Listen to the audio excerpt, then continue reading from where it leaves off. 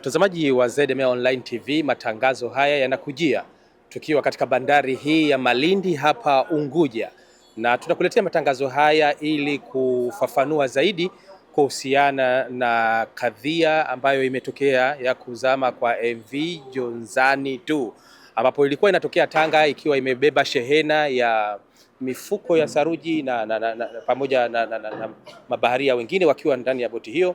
Baada ya kupata dhoruba hiyo, na mabaharia hao wakaweza kufanikiwa kuokolewa na meli ya kigeni ambayo ilikuwa inapita karibu hayo na kufikia pale Tanga, ambapo walipokelewa na kuchukuliwa na MV Fast Ferries ambayo tunaiona, boti ambayo tunaiona kule pembeni ni Zanzibar 3. Imewachukua mabaharia hao na wakatoka bandari ya Tanga kuelekea kisiwani Pemba, na sasa hivi boti hii ya Zanzibar 3 ndio imeweza kuwabeba mabaharia wetu hao wote wakiwa salama, na sasa hivi wanakuja katika kisiwa hichi cha Unguja, ambapo tutawapokea hapa sisi mamlaka ya usafiri baharini kwa ajili ya kwenda kufanya nao mahojiano na kwenda tunacho kukaribisha mtazamaji uendelee kufuatilia jambo hili, na sisi tutaungana nao kwa ajili ya kuwapokea na kufanya mazungumzo nao pale ofisini kwetu kwenye ukumbi wa mamlaka ya usafiri baharini Zanzibar Malindi, na bila shaka mengi tutapata kuyajua kuhusiana na kile ambacho kimetokea katika kadhia hii ya kuzama kwa meli ya MV Jonzani 2, meli iliyosajiliwa na mamlaka ya usafiri baharini Zanzibar ZMA kwa shughuli za ubebaji wa mizigo, lakini ikawa imepata kadhia usiku wa tarehe 17, na leo hii mabaharia hawa watafika muda mfupi ujao kwa ajili ya kuweza kupata kile ambacho kimejiri. Ungana nami katika kikao cha pale ndani kusikiliza mengi yanayohusu matangazo haya. Karibu sana. Mimi ni Suleiman Abdallah, nyuma ya pazia yuko Saleh Abdallah Yusuf ambaye tutakuletea matangazo haya moja kwa moja kuhusiana na jambo hili. Katika bahari kuu ya Zanzibar, usalama kwanza ndilo lengo letu daima. ZMA mbele, imara kwa vitendo, kusimamia safari kwa sheria na miongozo.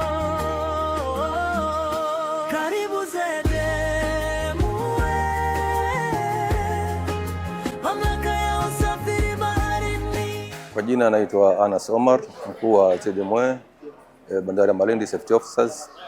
Leo tarehe 18 tumewapokea wahanga wetu hawa 10 ambao walipata na ajali ya kuzama kwa MV Jonzani juzi tarehe 17, na leo kwa hatua wale wamefika hapa tarehe 18, ametokea Tanga, Pemba na hatimaye amefika hapa Zanzibar, na sasa hivi tuko mapumziko mafupi hapa na tunaelekea head office kwa ajili ya maelezo zaidi inshallah. Salama fahari ya nchi yetu,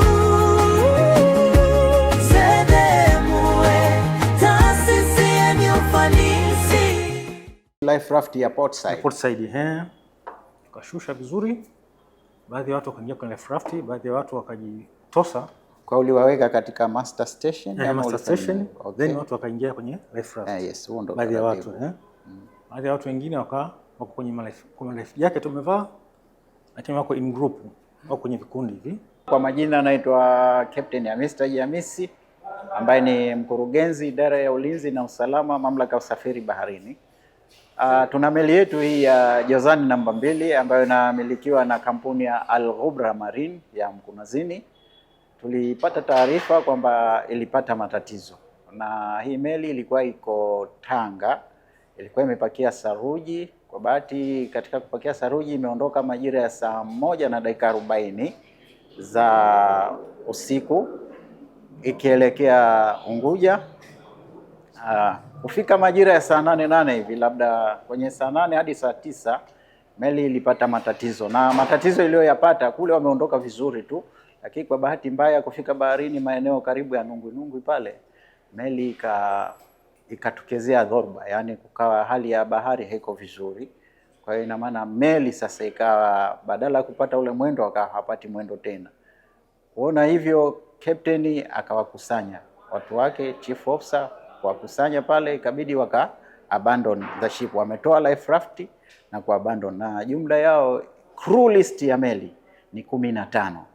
Meli crew list yake ni 15, lakini kwa bahati siku hii ya safari walikuwa jumla yao ni 12. Maana yake katika 12 hao watu 10 wameweza kuokolewa. Kuna meli ya tenka ilitokezea wakaweza kuokolewa, lakini kwa bahati watu wawili sasa hivi ndo hatujawapata, akiwemo captain, kuna na mmoja anaitwa Ikram, hao ndo hawajapatikana.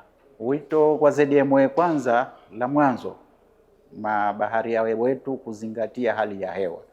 Maana yake ZMA tunakuwa tuna relay hizi taarifa, TMA ikitoa taarifa basi na sisi tunazirelay. Kwa hiyo kuzingatia zaidi hali za hewa, kwa sababu tunapokwenda baharini shida zaidi inakuwa hali ya hewa, mchafuko wa hali ya hewa.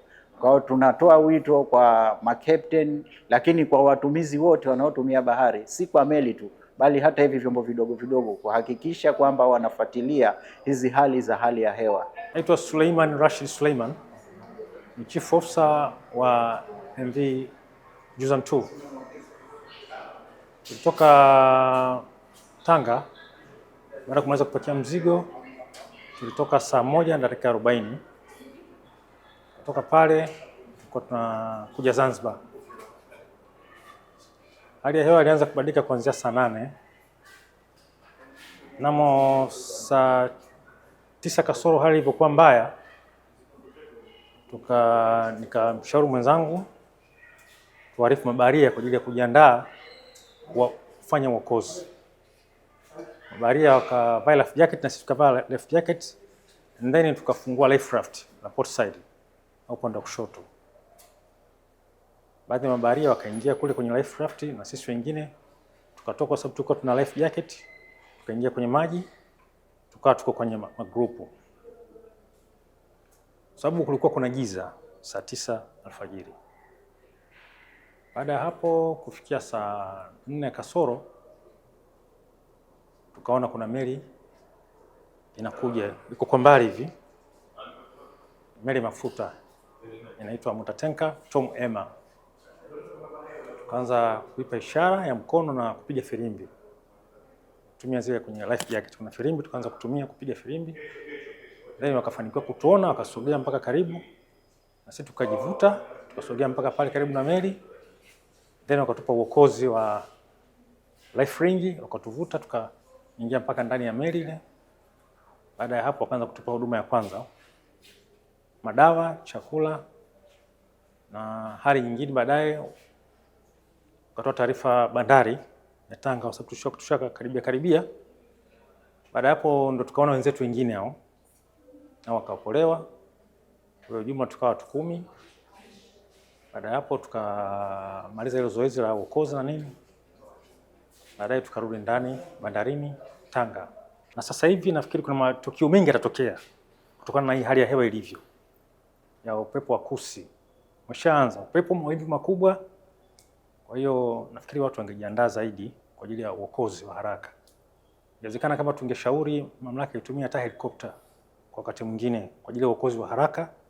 Na mimi ZMA wana speed boat zenye uwezo mkubwa, kwa hiyo ningeomba pia serikali itoe fungu la mafuta pamoja na posho za kufanya kazi.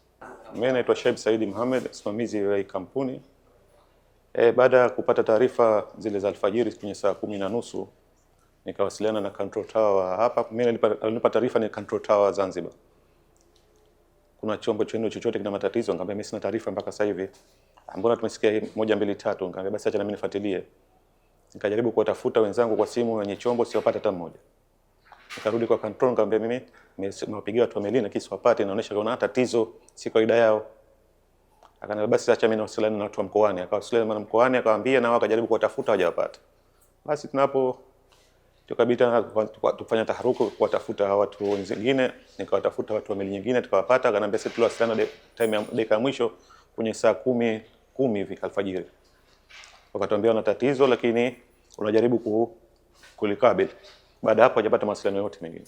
ZMA walitoka kwa haraka sana baada ya kupata taarifa, wakaelekea Tanga, wakaenda kukutana na watu, tukawa tuna mawasiliano baina mimi na ZMA. Wamejitahidi, wametoa huduma ya kwanza nzuri sana watu wa ZMA.